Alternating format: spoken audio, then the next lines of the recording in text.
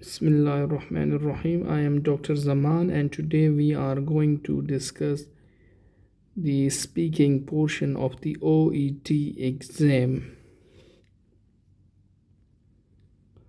So, first of all,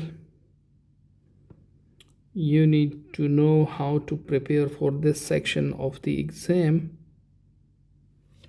For that, you need to go to the FutureLearn notes page number 13 and onward for practice and techniques. This is a page number 13 picture in which they have given you the intro, how to start up the conversation and exam, sympathy and history taking, how to start the history and where to show sympathy, and other factors like clarify, site, duration, diagnosis, management. Just practice these lines with yourself.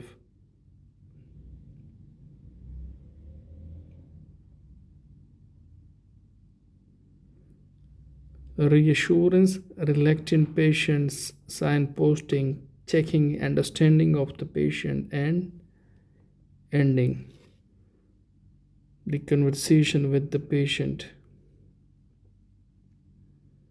Special cases can occur in the exam, but they occur very rarely nowadays. How to prepare for this section? Now, this is very important. The first and the foremost thing is to identify the setting. This is general practice or GP. Other settings can be ER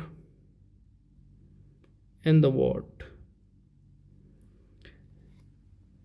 And nowadays they are also giving scenario like telling you to go to the ward and see a patient, post-op patient, like you are sitting in medical practice and they want you to go and visit a post-op case and advise them something, the task they give you. Now this is a role play sample taken from the FutureLearn book. This section will be with the patient and you will be having this section.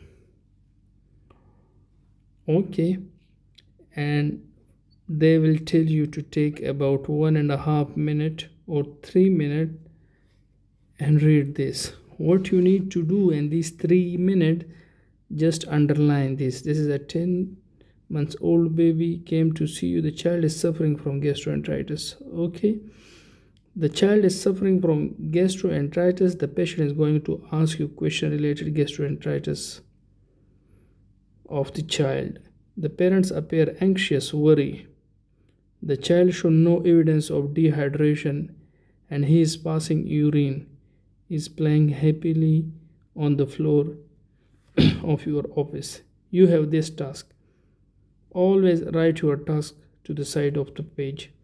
During the exam, you can see your page and even you can see again and again to your points.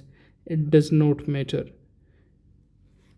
They are not making any video of you at that time. They will only record your voice. You just need to be clear on what you are pronouncing. Your first task is to take a history. Ask more detail of the patient. Like the patient will ask you that, doctor, there's my 10 months old child, he is suffering from loose motion.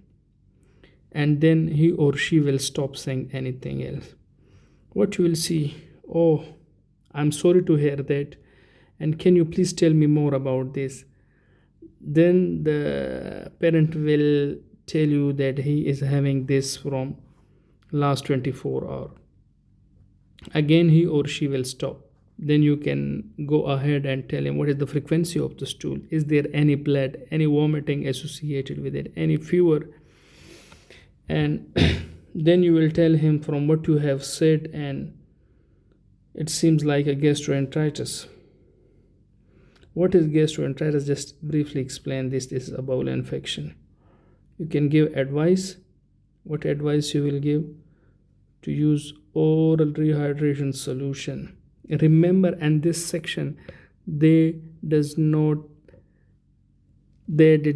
judge your clinical knowledge. They only see how you speak and pronounce the words. And again, just write the history and explaining the diagnosis and explaining the appropriate treatment and food. This is very simple. Always practice this with your colleague. Remember, once again, look for the setting first. This is GP or in the ward or in ER.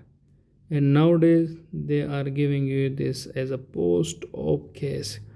Go to the floor number 3rd and visit a patient named this and room number 51 who had undergone total hip replacement. And again they will give you a task like this and tell you to follow that. So that's what we have in this OET speaking section. I hope this will help you in your exam. Thank you.